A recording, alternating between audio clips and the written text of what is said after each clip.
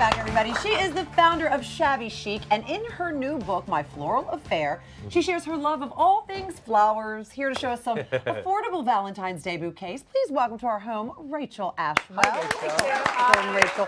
We're so excited to hear about these very unique options as opposed to roses that most people give on Valentine's Day. But before we do that, tell us about A Floral Affair. Floral Affair, okay, my latest book. And it really didn't start off to be an affair, but I decided to do a book really focusing on flowers, whether it's fresh flowers, fake flowers, floral wallpaper, floral fabrics.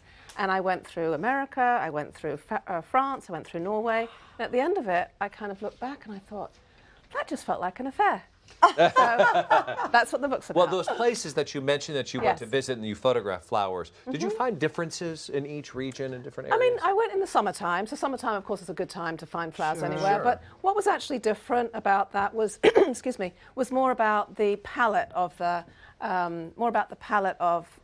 what I came across as far as the locations. For example, in England, it's kind of those rich country homes. Right. So that allowed me to do more of a kind of a traditional type of display.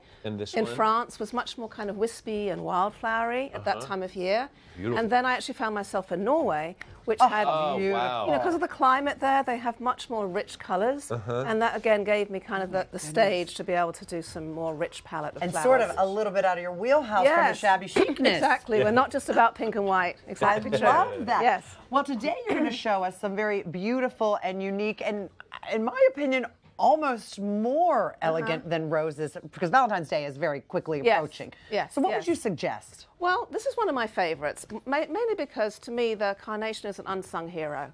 People always think of it as they're cheap and they're, well, they are affordable, which is a good thing. Sure. But they don't have to be red and white.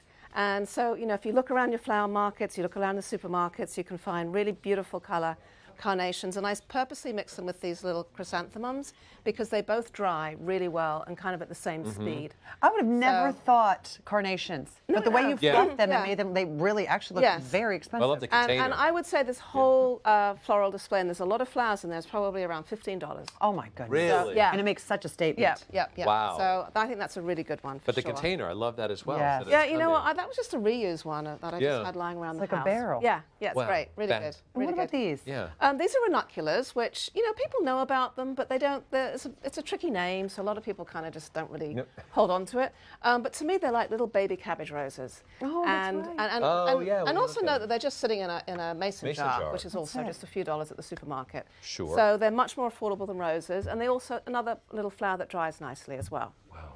I love this, by the way. This is gorgeous. That's a real trick. Now, obviously, we do have some roses in there, but only 4 or 5 of them. But it still feels like this really glamorous bouquet because I've kind of filled it out with this baby's breath. Sure. And then I just wrapped it around with some ribbons, so you can actually just hand that. Is this baby's breath too? That's baby's breath. That's my kind of little wispy, romantic fairy display. And I actually dyed the little buds of the baby's breath and put little bits of glitter on them. That's why it looks so elegant. Yeah. Oh my goodness. Pretty, right? Beautiful. Yeah, that's actually standing by our fake flowers. So let's not forget about the fake flowers. The artificial. Well, yes. Don't call them fake. That's true. There's a lot of fake in Hollywood. Yes, okay. Right. But artificial flowers these days are so elegant, and they're not inexpensive. They're not cheap. It's true, but they do last forever. Forever flowers, as I call them, chapter in my book. And they look real. I know. I mean, the peonies. Who'd ever guessed that? Right. So how would you put together a beautiful floral arrangement? Well, I consider myself a flower plopper.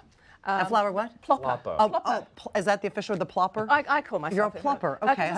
There's lots of real designers that actually use wire and foam and all of that, which is beautiful and amazing, but that's just not my skill set.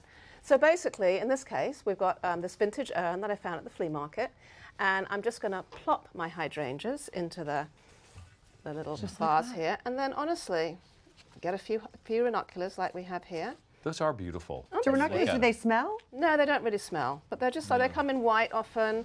They come in yellows. That's not really my palette. But so as you can see, I'm just plopping away. And I suppose if there's a high volume, if you have a lot of the flower, the plopping doesn't. Yes, they kind seems like it works. After a while, they hold themselves well. Now here, I've got quite a few flowers. So I would say this display probably is more like $45. Sure. But still, it's a lot of But I love the flea market find. Yes, you can see one here, you can see one there. And if you were going to get this at a florist, it would be a lot more than $45. Yes. So, you know, I advise people go to the supermarket, go to your local farmer's market if you have one. And, you know, then that's really how you can get. Do you have a tip to keeping the length of the flowers to have them live longer? No, but you do, if you cut them regularly, to kind of trim them, then that also helps them every day, or every other day. The other thing, I don't really like green leaves. So you can see most of these I've taken the green leaves off. The color. And one, that also helps them last longer, but secondly, it just allows the pinks to just have their glory and not have to fight with the greens. Would you ever, no, you could say no, obviously, but this is, I'm just thinking off the top of my head, going completely off script, would you ever mix real and artificial for flowers? sure, I do that. You would? Yes, Oh, I love that. absolutely. Thank you for saying yes. Yes, I mean, in here, I mean, you'd have your fake there, and then you could just put some lovely fresh roses in And there no one would too. ever know the difference and just spritz them with some rose. Absolutely, and much more affordable. Thank you so very much much. for wonderful, My Rachel. Floral Affair, it's not mine, but it's hers, but My Floral Affair is available now wherever books are sold. Still to come up, we're going to sit down with the oldest national park ranger in the country. She is 96 years young, and she has no plans on slowing down. Then Maria has some very sweet Valentine's Day photo ops. Hey, Maria. Yes, we are celebrating the love for our children and grandchildren today, and what better way to do that than with pictures? And I have some really fun and easy and adorable DIYs that you can do just that. That's so cute. Oh, but next, acclaimed pediatrician Dr. Sears and his daughter Erin are here. They are in the kitchen with snacks that will keep our energy up.